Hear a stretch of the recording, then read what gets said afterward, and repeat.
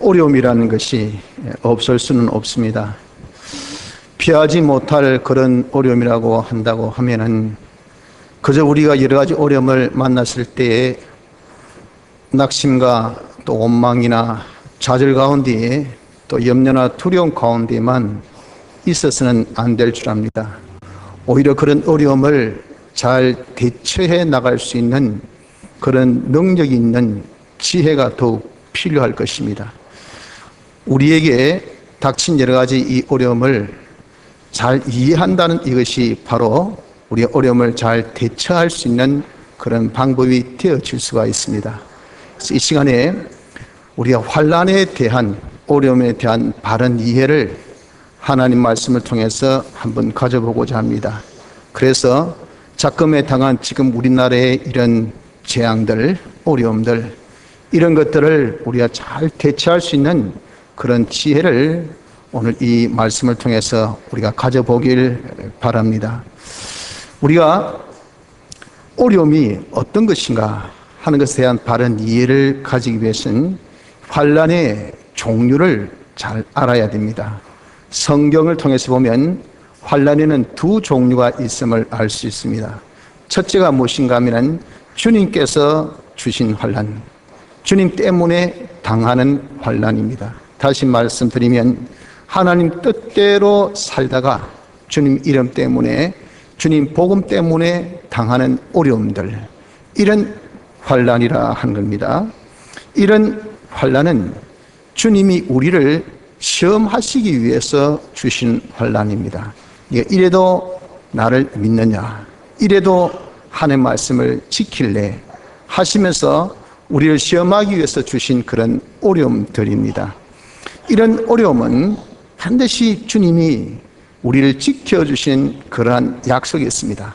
절대 그 어려움은 우리가 패배하지 않습니다. 주님이 지켜주시기 때문에 승리하는 그런 시험의 이 어려움입니다.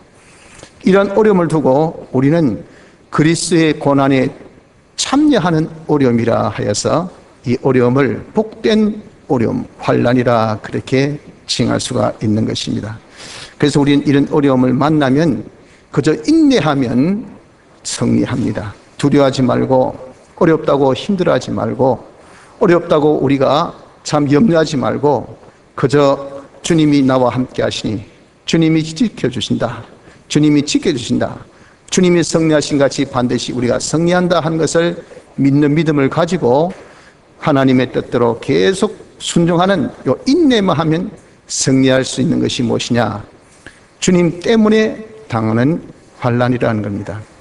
우리가 지금은 이런 환난을 당하는 사람도 있겠지만 당하지 않는다 하더라도 앞으로 이 세상 종말 때에 대환난이 있으니 그때는 주님 때문에 당하는 환난이 반드시 있습니다. 그래서 우리는 그런 환난을 만난다 하더라도 담대해야 됩니다. 왜?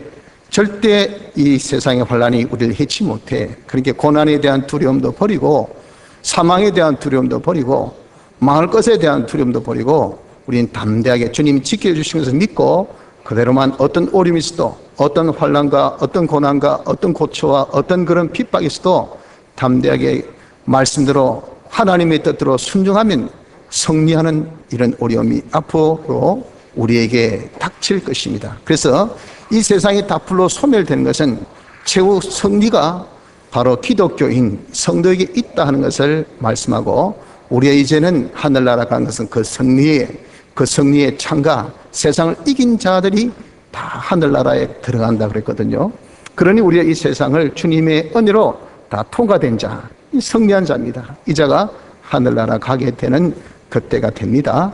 첫째, 그래서 환난은 주님 때문에 당하는 환난이 있습니다. 둘째는 자기 때문에 당하는 환난입니다. 이것은 자기 잘못, 자기 죄 때문에 당하는 어려움들입니다. 이것은 주님이 그래서 우리 죄 때문에 당한 것이기 때문에 주님이 우리에게 징계로 주시는 환난이라 하는 겁니다. 징계라는 것은 사랑의 매입니다. 우리 익히 듣던 징벌과 혼동해서는 안 됩니다. 징벌은 죄값으로 받는 그런 것이, 그것이 징벌, 벌입니다. 그러나 우리는 주님의 대속으로 우리 모든 죄가 다 이제 사함받았다는 것은 주님이 대신 죄값을 치러주셨기 때문에 우린 그 죄에 대해서 이미 치른 그 죄이기 때문에 치를 값이 없어요. 받을 벌이 없습니다. 주님이 대신 받으셨기 때문에. 그러나 우리는 징계는 있습니다. 그걸 고치라고 잘 되라고 주시는 사랑의 매는 있다고요. 그래서 내가 잘못 때문에 당하는 어려움은 징계로 주신 것을 알아야 됩니다.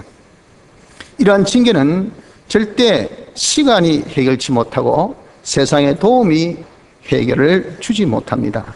이 또한 지나가리라 하는 그런 유명한 말이 있지 않습니까? 이런 어려움 또한 시간이 지나면 지나간다.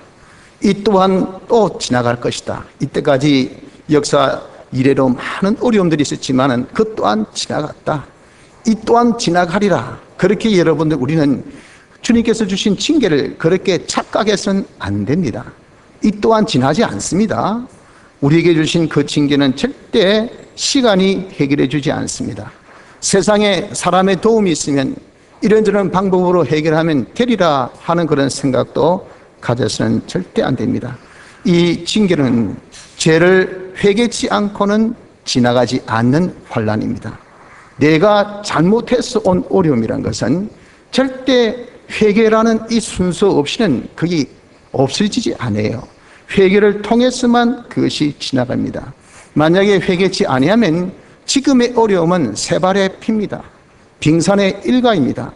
더 중한 어려움이 우리에게 닥칩니다. 더 중한 어려움에도 회개치 아니하면 더 중한 어려움이 옵니다. 그래도 우리가 회개치 아니하면 더 중한 어려움이 우리에게 옵니다. 레위기 27장에 보면 그 말씀이 우리에 기록되어 있습니다. 계속해서 반복해서 하나님께서 우리에게 어려움을 가중할 것을 말씀하셨어요. 우리가 회개치 아니한다고 할 때에.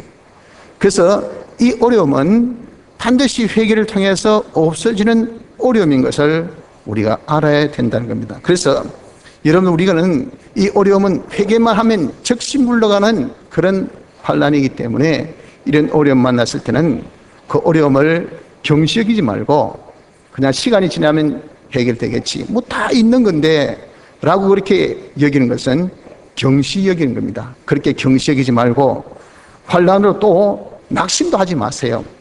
나는 죽었다, 끝났다, 우리나라는 망했다, 내 기업은 이제는 끝났다, 내 인생은 이것으로서 종쳤다. 그렇게 우리가 낙심하지도 마시고 경시 여기도 마시고 낙심하지도 마시고 자기 안팎의 죄를 낱낱이 이 기회를 통해서 찾아서 회개만 하면, 담대하게 회개만 하면 이 모든 환난은 즉시 물러가고 우리에게 하나님의 회복과 축복의 역사가 있는 것이 무엇이냐? 이것이 바로 우리가 잘못으로 인하여서 온 어려움이라 하는 겁니다. 그래서 이 시간에 여러분 우리가 환난에 대하여서 좀 생각해 보아야 됩니다. 다시 해서 지금 우리에게 당한 어려움, 여러분들 각자에 당한 어려움도 있겠지만 지금 이 시간은 특별히 우리나라에 당한 이 어려움을 우리가 좀 생각해 봐야 됩니다. 지금 우리나라에 당한 어려움, 지난 시간에도 잠깐 언급했지만 안보에 대한 어려움, 북한이 핵 개발로 인해서 우리에게 지금 당한 안보의 위협, 둘째는 지금 조선업이 완전 불황이고 거기에 더하여서 해운업도 지금 불황이고 이러다 보니까 엄청나게 지금 경제 어려움이 우리에게 임한 이 경제 어려움, 거기다 설상가상으로 이번에 또 지진 재앙까지 있어가지고 뜻하지 않게 우린 지진의 안전지대라고 생각했는데 경주 지역에 5.1 나중에 5.8까지 됐죠. 그런 강한 지진으로 지금까지 330여 차례의 여진이 계속 그 지역에 일어날 정도로 또 지질학자들은 이제 더 이상 한국은 지진 안전지대라 할 수 없다라고 선포할 만큼의 이 지진, 자연의 재앙까지 지금 임하고 있는 이 어려움, 이런 어려움을 우리가 가지고 있으면서 한번 생각해 보아야 됩니다. 전도서 4장 14절에 공고한 날에는 생각하라 하는 이 말씀대로 우리가 이 어려움을 한번 생각해 보아야 됩니다. 그래서 우리가 기도의 골방에 들어가서 하나님 말씀을 가지고 자기 양심을 써서 성령의 감동이 있기까지 우리 주님의 이 음성을 듣기까지 저희가 한번 이 환난을 생각해 봐야 됩니다. 이것이 어떤 환난인지, 이것이 주님 때문에 우리나라가 이런 어려움을 만났구나. 내가 주님 때문에 우리나라가 열심히 하나님을 잘 섬겨서 주님 이름 때문에, 주님 복음 때문에 우리나라에 이렇게 자연의 재앙, 지진의 재앙을 과거에는 없었던 것, 관측 역사 이래로 이만큼 강도가 높았던 지진이 없었다 할 정도로 이렇게 주신 것은 우리가 복된 환난이다. 우리가 너무 예수를 잘 믿어가지고 주신, 하나님께서 시험하기 위해서 주신 환난이다. 경제가 이렇게 어려운 것도 하나님께서 우리를 더 연단시키기 위해서 주신 좋은 그런 연단의 환난이다. 또한 우리가 이렇게 북한이 딱 우리 목을 조른 것은 깨어 살아라고 주신 그런 좋은 환난이다. 인지. 그렇지 않으면 우리가 지은 죄 때문에 우리의 잘못으로 주신 그런 환난인지, 이걸 우리가 여러분들 그냥 아무렇게나 생각지 마시고요. 이런 기회에 우리는 가만히 좀 생각할 수 있는 시간을 가져봐야 됩니다. 그래서 서로 여러분들 판단에 주님 때문에 만난 환난이라고 한다면 이 국가적인 환난이, 아니 여러분들 개인적으로 또 가정적으로 또 여러분들 업적으로 만난 그 어려움이 주님 때문에 만난 환난이라고 여러분들이 양심을 써서 성경 말씀을 가지고 정말 성령 감동받아서 주님이 이렇다는 그 음성을 듣기까지 자기가 궁구하고 살펴본 이후에 이것이 주님 때문에 만난 어려움이다 라고 딱 단정이 되거들랑 담대하십시오. 절대 두려워할 필요 없습니다. 어떤 고난도, 어떤 멸망도, 어떤 사망의 그런 이 두려움도 우린 털끝만한 것도 우리를 해치 못한, 주님이 우리를 의도적으로 시험하기 위해서, 더 복되게 하기 위해서 주신 것이기 때문에 담대해야 됩니다. 그리고 믿음으로 주님이 함께 하신다는 것을 믿고, 주님이 지켜주신다는 것을 믿고, 주님이 승리하신 같이 승리할 것을 우리가 믿는 믿음으로 그저 인내만 함입니다. 그럼에도 불구하고 계속 하나님 뜻대로 살면요, 그런 것들이 우리를 풍랑을 인하여 더 빨리 간다고 하신 같이 더 잘되고 더 좋은 결과만을 놓게 될 것이지만, 우리 이렇게 궁구하고 생각해 보니까 자기 때문에 만난 환난이라고 결정이 되어진다면, 그렇게 여러분 판정이 되어진다고 하면 왜 어려움이 왔는지 그 원인되는 죄를 찾아봐야 됩니다. 내가 잘못해서 그렇구나. 내 양심이 그게 느껴집니다. 성경을 보니까 그것이 발견돼요. 그러면 우리가 더 정확하게 무슨 죄 때문에, 대체 우리나라가 무슨 죄를 지었기 때문에, 지금 우리 사회가 어떤 죄를 짓고 있기 때문에, 지금 우리 업이, 내 회사가 무슨 죄를 지었기 때문에, 내 가정이 무슨 죄를 지었기 때문에, 내가 지금 무슨 죄를 지었기 때문에 이런 어려움이 왔을까 하는 그 죄를 우리가 찾아보아야 합니다. 그래서 그 환난이 자기 죄 때문에 왔다는 것을 알아서 그 죄를 찾았으면 그 죄에 대해서는 절대 이런 주저함 없이 미련도 두지 말고, 이거 아깝다, 야 이거 정리하면 어쩌고, 이렇게 내가 좋아하는 것 이게 없으면 내가 보고 싶을 건데, 가지고 싶을 건데, 일절 그런 미련 없이 과감하게 여러분들 우리가 그 죄를 청산해야 됩니다. 회개해야 됩니다. 이거 하면은 내가 큰 어려움이 있을 건데, 우리 고객들 다 떠날 건데, 내 사업에 어려움이 있을 텐데, 당장 직장에 문제가 있을 텐데, 그런 것 여러분들 염려하지 말고, 모든 주권은 하나님께 위했습니다. 죄를 정리하면 하나님께서 매를 대신 분이 아니에요.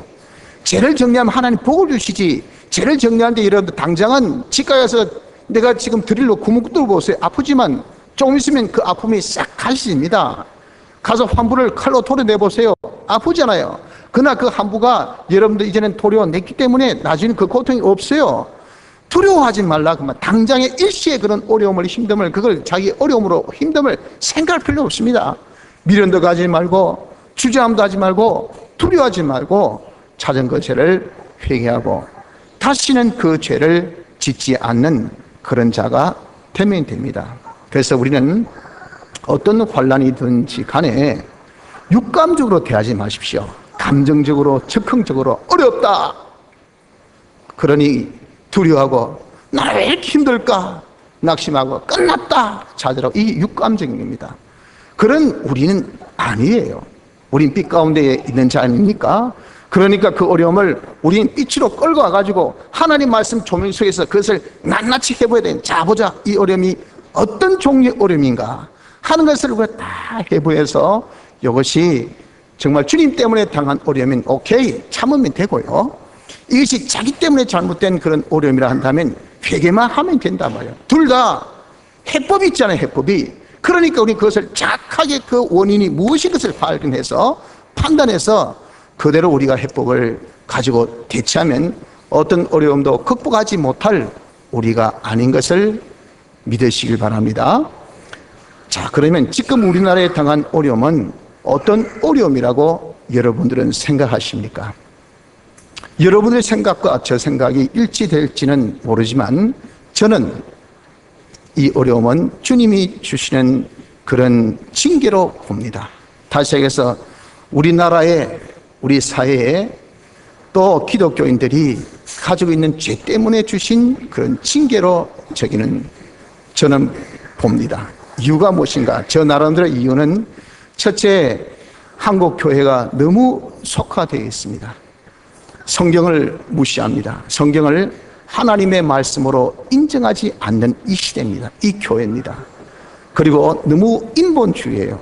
성경의 해석을 사람이 이해가 안 되면 그 성경대로 해석하지 않습니다.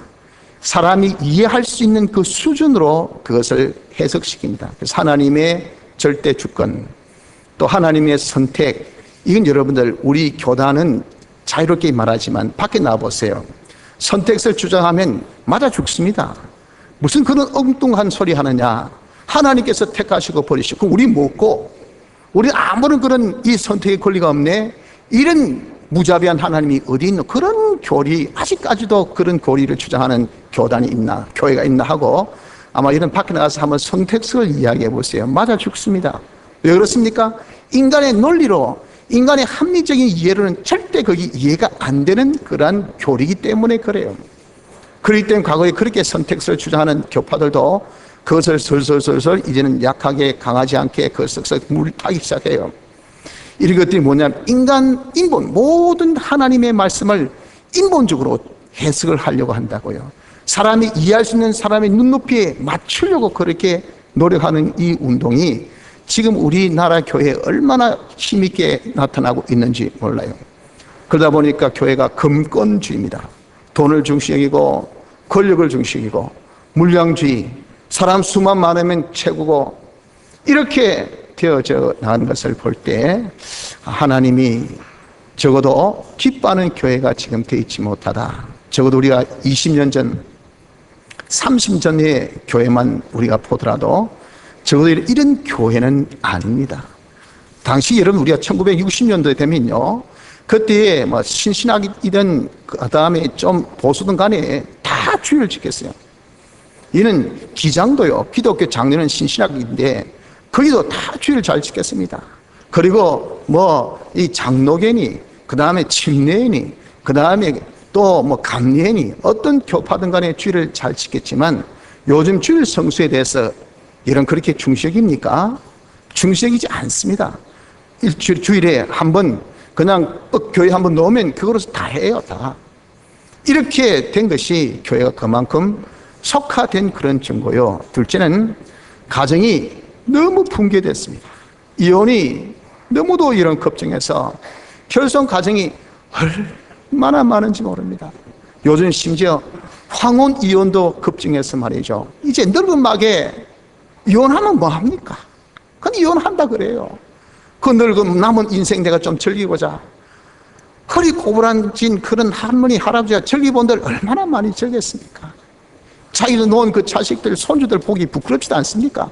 그런 거 이제 개의치 않는 거예요. 그만큼 급속한 이런 개인주의로 돌아서다 보니까 가정의 이혼이 얼마나 급증하고 있는지 모릅니다. 출산 저하, 자식을 안 놀려갑니다.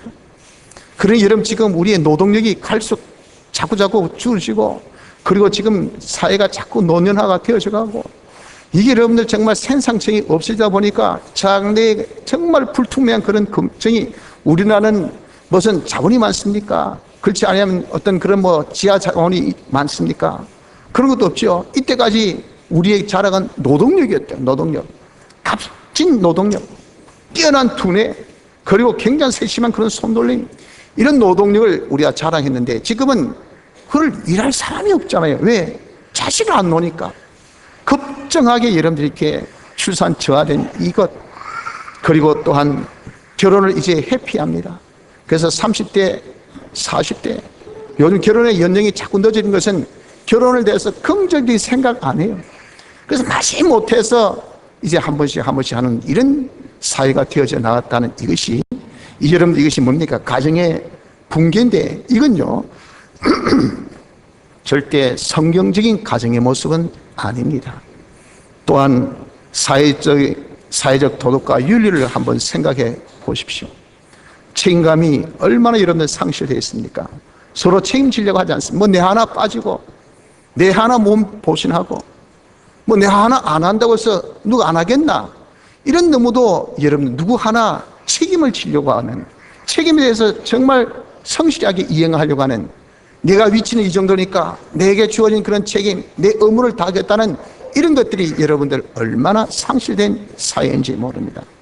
신의가 저하돼서 사랑과의 이런 여러분 의리, 이것이 여러분들 믿음으로 되어져서 이게 지켜져야 돼. 한마디로 약속은 했으면 지켜야죠. 요즘에 약속 지킨 사람 있습니까? 약속 우습게 여기잖아요. 언제 약속했노? 아, 니 믿었나? 밥은 못 가는 거고, 내 코가 숫자인데 무슨 소리 하고 있노? 그때 그랬나? 뭐 이해해라. 네가 또 나한테 그러면 되지 뭐. 신의가 땅에 완전히 떨어져 있어요. 여러분들 믿음을 가진 자가 의로운 나라에 들어간다고 이사야 26장에 말씀하고 있는데, 우리는 인간끼리 믿음이 없어요. 신의가 없어요. 이런 것이 완전 도덕성의 저하 아닙니까? 이 윤리성 그런 저하가 아니고 무엇이겠어요? 존중성이 하락되었습니다. 자식이 부모를 존경하지 않습니다. 효가 땅에 떨어질 대로 다 떨어졌습니다. 이거는요, 뭐 부모가 살해당했다 하면 제일 첫째 의심을 자식부터 의심합니다. 네 어제 어디 갔노? 한번 아르바이트 해봐라. 이상하다. 그리고 너 또 한번 다시 살펴보자. 보면요, 집중 팔고 또 자식들이에요.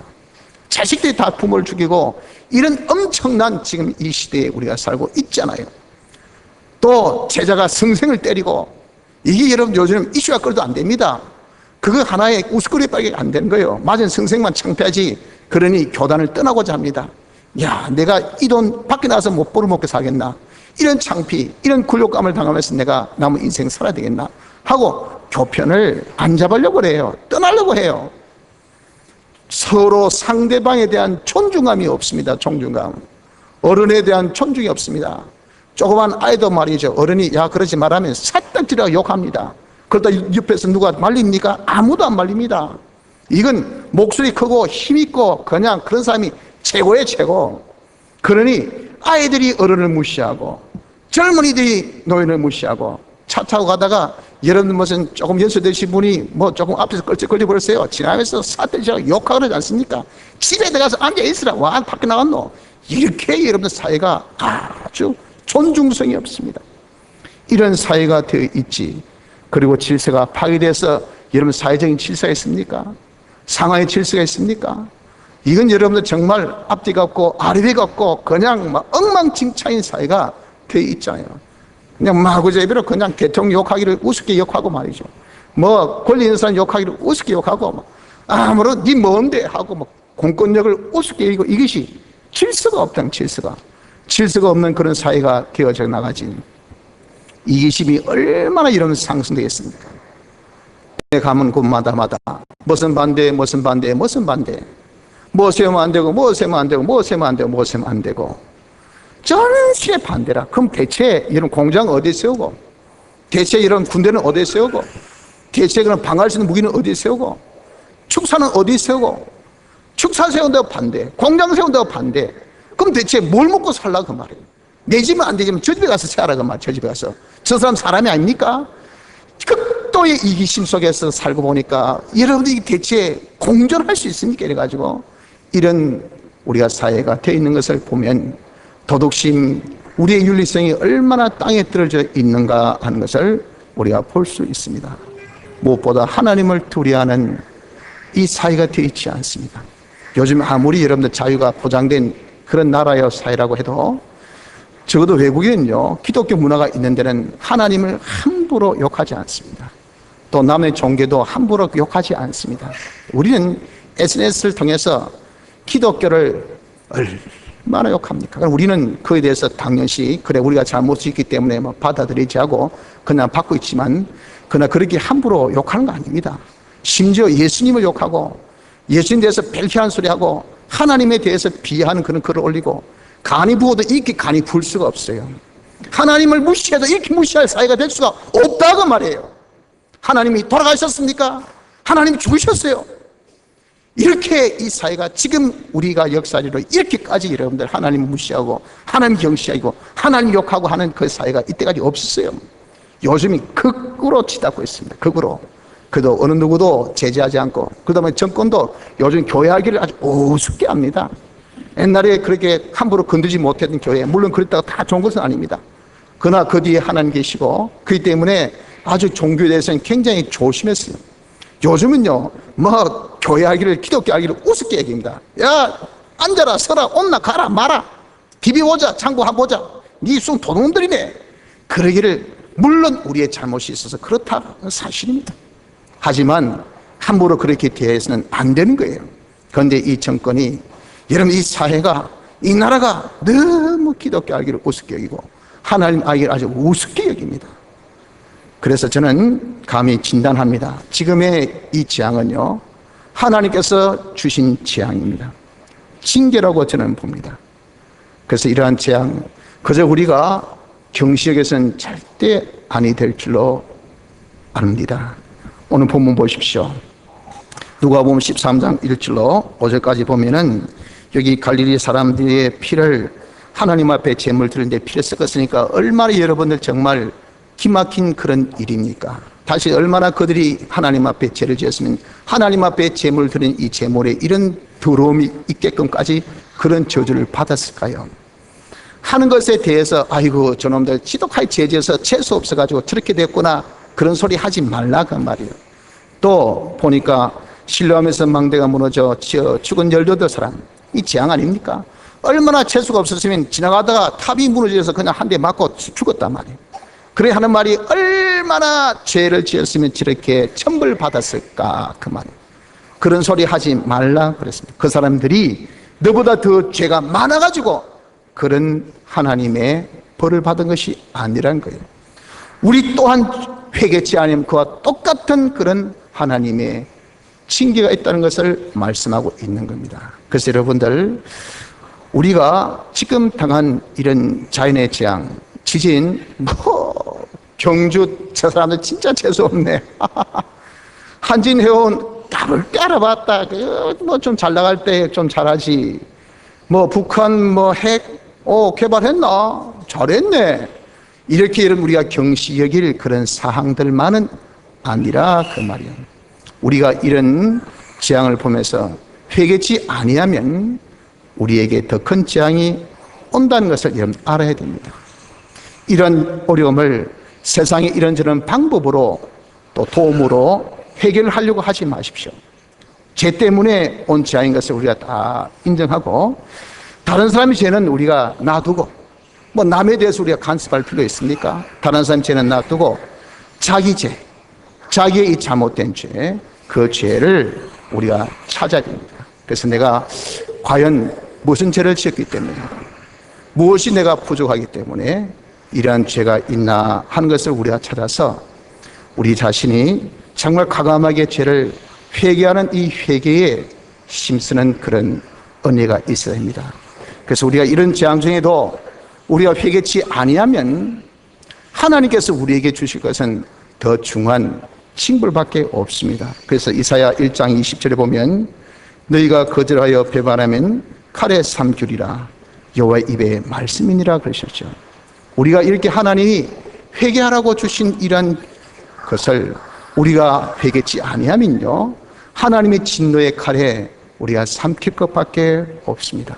그래서 우리가 회개할 때에 하나님의 긍휼하심이 우리에게 임합니다. 하나님의 긍휼하심이 우리에게 임하면 이 재앙이 다 물러가게 되고 하나님의 회복과 하나님의 축복 역사가 우리에게 여러분 있게 됩니다. 절대 지금의 이 재앙을 여러분 우리가 경시 여기지 맙시다. 제 혼자의 판단인지 모르겠지만, 또 제 좁은 그런 소원일지도 모르지만, 그래도 제가 하나님께 기름 부음 받은 하나님의 종은 종이지 않겠습니까? 제가 불충하고 또 제가 뭐 하는 것이 부족하더라도 저는 제 양심으로 성경을 가지고 안팎을 가지고 아무리 살펴봐도 이 재앙은 그냥 이만 자연스러운 재앙은 아니라고 봅니다. 벌써 이러한 여러분들 많이 파열음이 벌써 오래전부터 우리에게 들려왔었어요. 그런 것들을 우리가 통해서 보더라도 이것이 바로 우리 죄값으로, 우리의 죄로 인해서 온 그런 하나님께서 주신 징계에서 우리가 겸허하게 받아들여서 이번 이 주신 재앙을 통해서 우리가 회개의 그런 기회로 삼아야 될 줄 압니다. 여러분들, 환난이라는 것은 실상 우리에게 기회입니다. 기회. 그래서 어떤 환난이든 간에 내가 주님 때문에 당한 환난이든 또는 자신의 잘못 때문에 당한 환난이든 이것을 자기를 살필 수 있는 그런 기회로 우리가 삼아야 합니다. 지금까지 자기가 살아온 모든 나날들을 내가 이렇게 몸이 좀 아프다, 그것이 참 주님 때문에 몸이 아플 수도 있어요. 또 내가 잘못해서 몸이 아플 수 있습니다. 장사가 잘 안 된다, 집안에 무슨 우환이 있다, 또 무슨 하는 업이 이상하게 고객들이 자꾸 떨어져 나간다, 지난달보다 이번 달 수입이 적다, 그럴 수 있지 뭐. 매달 수입 맞나? 그런 여러분들 배짱 내미지 말고 우린 조그마한 소리도, 조그마한 그런 파일음도, 조그마한 그런 어려움도 그것을 우리 무엇? 자기를 살필 수 있는 기회로 여러분 삼아야 돼요. 아, 왜 이럴까? 하고 이런 좀 살피라 그 말이에요. 그래서 과거로부터 지금까지 자기를 한번 살필 수 있는 기회, 또 자기 안팎을 살필 수 있는 그런 기회로 삼아야 합니다. 또한 이런 환난을 회개의 기회로 삼아야 됩니다. 그래서 이런 어려움이 있을 때 보자, 혹시 내가 지은 죄가 있는가? 내가 주님 때문에 당한 어려움이라 하더라도 자기가 죄를 찾아서 없으면 괜찮잖아요. 근데 혹시 자기가 이런 기회를 통해서 자기를 살펴봤을 때 자기가 한번 회개의 기회로 삼아서 한번 찾아보면 자기가 알 수 있는, 자기가 몰랐던 엄밀했던 그런 죄를 발견하게 된다 그 말이에요. 그래서 이런 기회를 우리가 드러난 자기 잘못으로 온 그런 환난이라고 할 때는 더더욱 좋잖아요. 회개 기회로 삼아서 큰 죄부터 이런 기회를 통해서 우리가 회개하자고요. 여러분들, 지진의 재앙 그거 예사롭게 여기면 안 됩니다. 뭐 지진 일어나면 피하면 되지, 그 도피 방법이 없어요. 뭐 조금 흔들릴 때 그때는 뭐 나가고 어쩌고 저쩌고 하지요. 땅이 갈라지고 뭐 강도 7 정도 되면 그는 폭삭. 그 지진 일어난 지대는 다 그냥 죽음입니다. 죽음. 나중에 뒤에 와서 구호한다니 뭐 이제 구제한다니 해봐야 몇 사람 살립니까? 다친 사람 살려봐야 과연 얼만큼 효과가 있습니까? 그러니 좋은 것은요, 자연의 재앙이 안 일어나는 것이 좋아요. 그런데 언제 어디서 누구에게 일어날지 모르는 것이 이것이 자연의 재앙. 하나님께서 모든 자연의 재앙은 축복하고 계셔요. 그분이 허락하시면 되고 그분 허락 안 하시면요 안 되는 겁니다.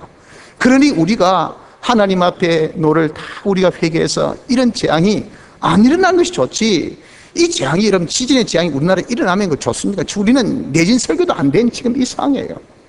일어나면요 엄청난 피해가, 굉장한 피해가, 사회적인 그런 질서도 우리는 연습이 안 됐기 때문에 엄청난 피해가 여러분 일어날 수 있는 지금 우리입니다. 그러니 이런 것들을 그냥 예사롭게 우리가 생각하지 마시고, 경제 어려운 거 그거 여러분들 뭐 금방 해보면 되지, 그럴 것 같으면 여러분 경제 어려움 통해서 많은 그런 선진국에 있던 그런 나라들이 경제 어려움 통해서 그렇게 다 떨어지고 힘들어하는 그 나라는 뭐 할 못하고 바보로 해서 그렇습니까? 아니에요.